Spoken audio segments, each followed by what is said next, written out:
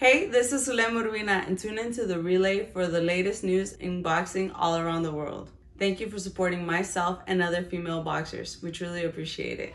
Welcome to the motherfucking relay. We're covering today's top boxing news. Ow! Okay, we'll start with this. This upcoming weekend on DAZN, on the undercard of Gallo Estrada's next fight, former champion Jelena Mrdjenovic Of Canada. She is going to be taking on Mexico's own Erika Cruz for the second time. Erika Cruz, who since having beaten Jelena Mrdjenovic for that WBA featherweight title, has successfully defended it at least once, whereas Jelena has not seen action since their initial meeting in April of last year, and in that way, it's been over a year since Jelena had a fight. Jelena, who's about 7 or 8 years older than Erika and a lot less active. Needless to say, I don't like her chances. I said it before, and I'll say it here again. Jelena Mrdjenovic might have a lot more experience than Erika Cruz. As a fighter, as a professional boxer, as a pugilist, she might, but there is such a thing as having too much experience, and I think that's what we're looking at here. You know, Jelena's been great. She's been great for the sport. A veteran of 55 professional contests, 55 professional bouts, having never been stopped once, not even once. Honestly, she's great. She's been great, but I feel that last year, Father Time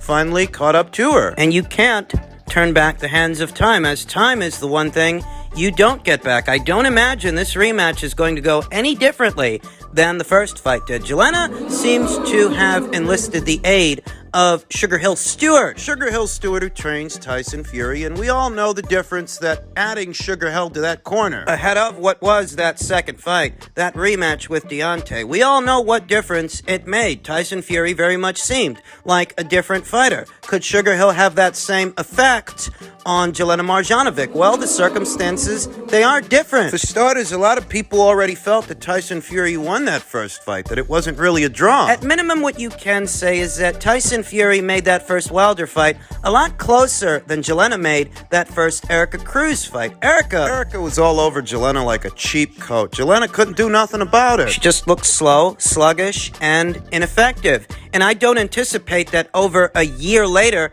off of that loss, that much can change, even with Sugar Hill Stewart in the corner. Jelena only saw action once last year, and that was the Erika Cruz fight that she lost. Whereas Erika has been a lot more busy in recent memory. She saw action 3 times last year. She took on Leticia Mejia in February. Battered Jelena Mrdjenovic in April. She returned to action late last year in November, battering her countrywoman, Melissa Esquivel. Erika's busier, Erika's younger. Erika's a southpaw that hails from high-altitude Mexico City. Any fighter that hails from a high-altitude location is likely to have some hell of an engine, some hell of a gas tank, the kind of fighters that can throw punches in bunches from the opening round to the final round, and that very much describes Erika Cruz, who's a nightmare for an aging fighter, a nightmare for a former champion like Jelena Mrdjenovic, who aspires to win her belt back. I mean, that kind of fighter, a physical fighter, a pressure fighter, a volume puncher, a tough one with a chin.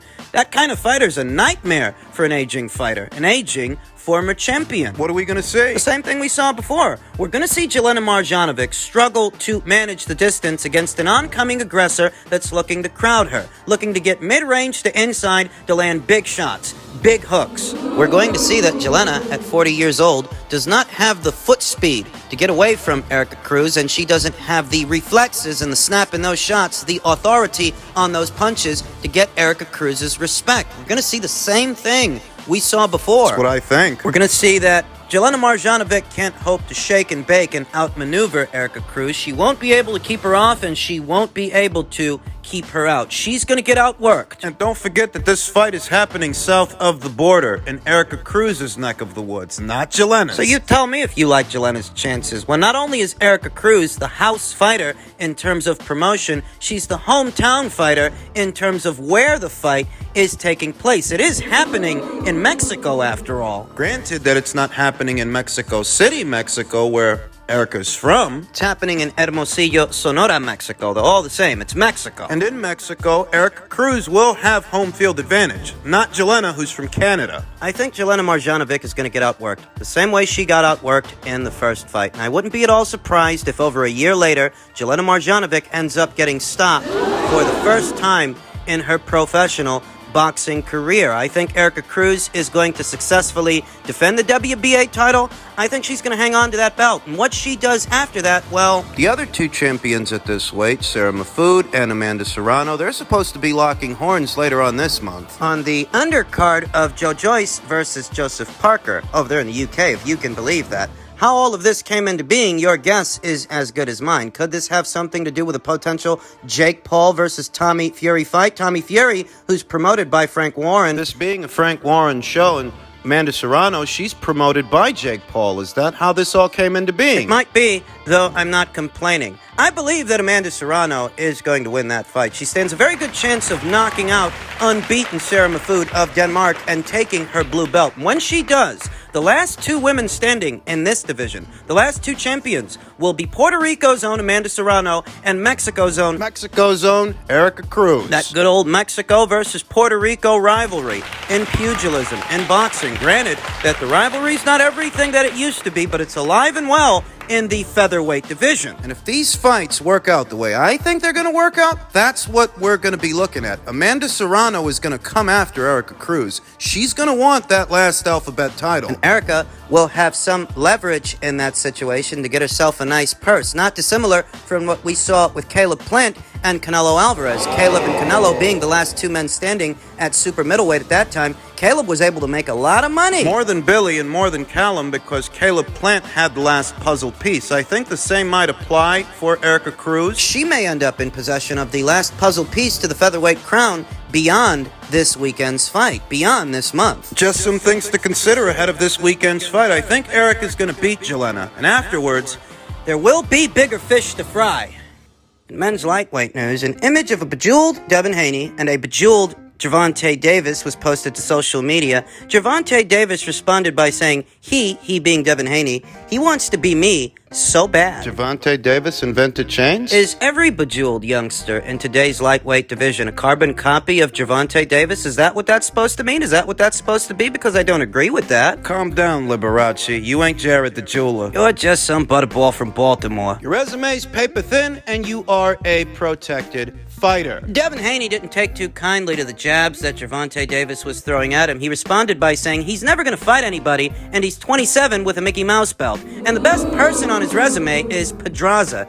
Get the fuck out of here. To which Gervonta Davis responded, why are they paying me 5 times more than you like I have all the belts? Just like always, as soon as you start talking about this guy's quality of competition, he starts talking about his bank account. That's not even the subject. I don't know what they're paying this guy. Not that it matters, because he isn't fighting anybody, and that's a fact. He's not fighting Ryan. He's not fighting Loma. He's not fighting Lopez. He's not fighting Devin. He's not fighting anyone. That's a fact. But, you know, he responded by saying, why are they paying me 5 times more than you like I have all the belts? But bum ass.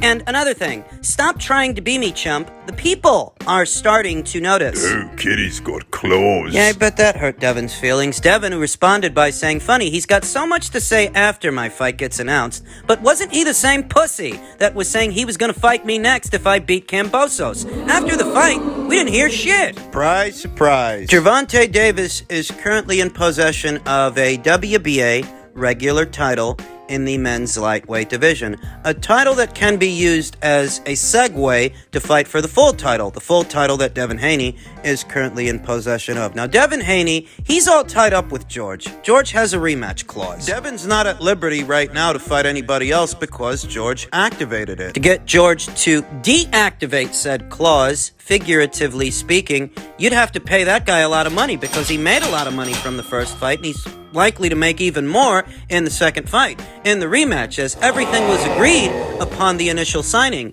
the initial contract, it might take something substantial to get that guy to stand down, step aside, call this rematch off. Listen, George Kambosos standing down and stepping aside was never an option. George Kambosos banked something like $10 million from that first fight. He may be getting something comparable in the rematch, and because of this, it would take a lot of money to get this guy to stand down and step aside, more than anyone would be willing to pay out. Like I said, George stepping aside was never an option. That's reality.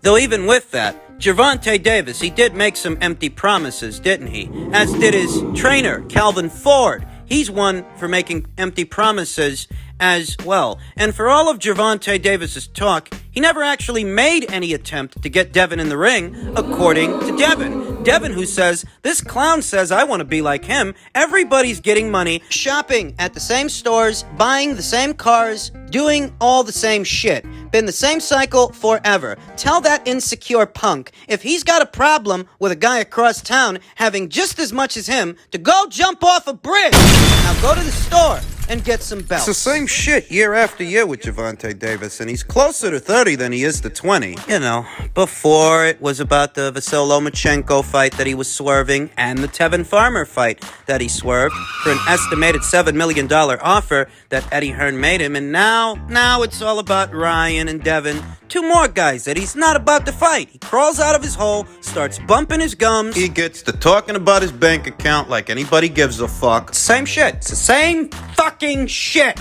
Year in, year out. You know, in my previous video, we talked about whether or not Devin Haney will end up fighting Vasyl Lomachenko after this George Kambosos Jr. fight, what could be billed as a potential pay-per-view. And I don't know what's going to happen with that. I don't know if Devin is going to fight him or if he ain't going to fight him. But irrespective of that entire situation, Devin Haney is right? Gervonta Davis is close to 30 years old, and all he's got to show for it is a Mickey Mouse belt. He's not fighting his contemporaries. He wasn't fighting them before, he's not fighting them now, and he's not about to. This butterball's always bragging about how much money he makes, but he can't be making that much because he can't seem to make the big fights. Fights with Rolly Romero, Isaac Cruz. Those are not big fights. What you did with Leo Santa Cruz, that's nothing to write home about. That's not a big fight either, or it wasn't. Under 300,000 pay-per-view buys? No, it's not a big fight. You haven't actually been in a big fight, and you're close to 30 years old. You're the same age now that Canelo Alvarez was when he fought Gennady Golovkin the first time. By that time, he was part of several successful pay-per-views, all of which brought in more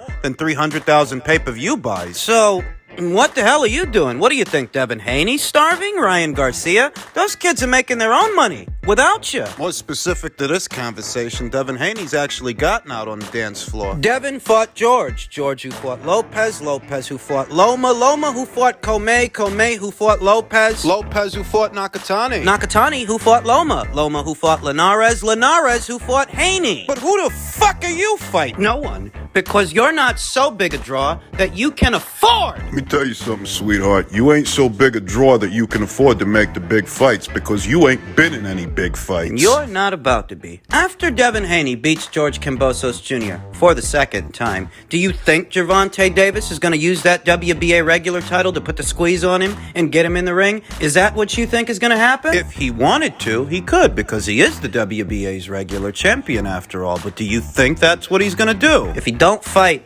Isaac Cruz for a second time at lightweight, I'd wager he'd move back up to 140 pounds and take on the Dominican Republic's own newly crowned WBA champion, Alberto Puello, because you ain't got to pay Puello what you'd have to pay Devin Haney. Devin don't fight on the cheap. But your opponents do. Isaac Cruz, Rolly Romero. You're only guaranteeing those guys a few $100,000 at a time to get them in the ring. It would take a hell of a lot more than just a few $100,000 to get Devin Haney in the ring. Made well over that fighting guys like Jorge Linares and Jojo Diaz. He's set to make more than that fighting George Kambosos Jr. for the second time. Look, Gervonta's been periodically getting into these kinds of arguments on social media for years now. And while he's doing that, the fighters, the real ones, they're actually fighting. And they're not just fighting, they're fighting each other. I don't think Devin should waste any more time on this guy.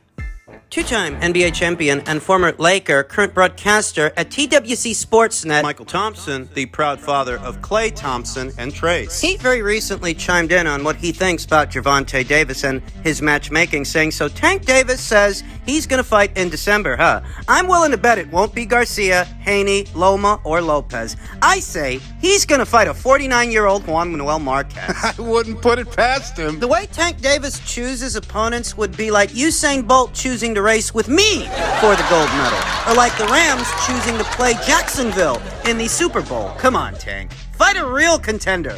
Please! Tank's bullshit's starting to stink, and people are starting to notice. One of my favorite things about Devin Haney's endeavor over there to the land down under, going to Australia to fight for the undisputed lightweight championship, is that he was essentially showing up his contemporaries. Showing up Ryan Garcia, who we all know would never do anything like that. Showing up Gervonta Davis as well. So far from home, and without his father by his side, because initially when he left, we didn't know if Bill Haney would be allowed into the country. Eventually he was. In one fell swoop, Devin Haney made a lot of people look bad, and they've been doing damage control ever since. And here we see resident shill, Professional brown noser and ego stroker, Ellie Seckback. reporting, who left a comment that reads, "No matter who Gervonta Davis fights, he breaks gate numbers and sells out arenas. One of only 3 fighters in boxing history to be a champion at 3 divisions at the same time." He's not a champion at 3 weights at the same time, and he never was. He's only ever been a full-fledged champion at 1 weight, and that was 130 pounds, where he held the IBF title, which he lost on the scales,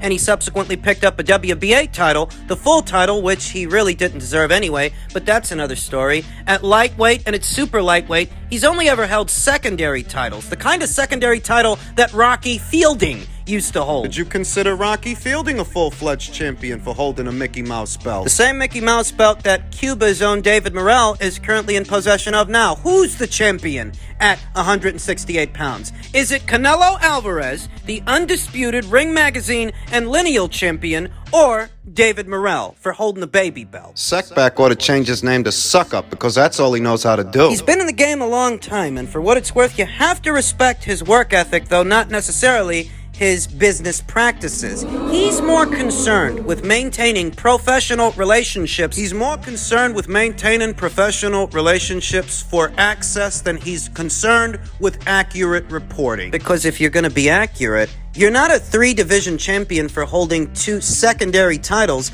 at 2 other weights, 2 Mickey Mouse belts, 2 baby belts, regular titles, as the WBA likes to call them. Devin Haney is that division's undisputed champion. There is no dispute. And when Gervonta Davis won that regular title at 140 pounds, Josh Taylor was that division's undisputed champion. You know that. But in order to keep up appearances and suck up to Gervonta Davis, Ellie Seckback would have you believe that Gervonta's a 3-division champion. He's just stroking that guy's ego for continued access, maintaining that professional relationship. Maintaining access so that he can ask Gervonta Davis about what kind of watch he wants to buy and what kind of taco he orders at Del Taco. You know how fucking nauseating this guy is? It's because he's not a part of the solution. It's because he's a part of the problem. People want to see Gervonta Davis in a real fight. Can't you see that, Ellie? Or are you too busy counting the pimples on Gervonta Davis's ass? This kind of inaccurate reporting is a hindrance to the sport of boxing. It's historically inaccurate to categorize Gervonta Davis as a 3-division champion, but that's the kind of reporting you get from Ellie Seckback, the suck-up.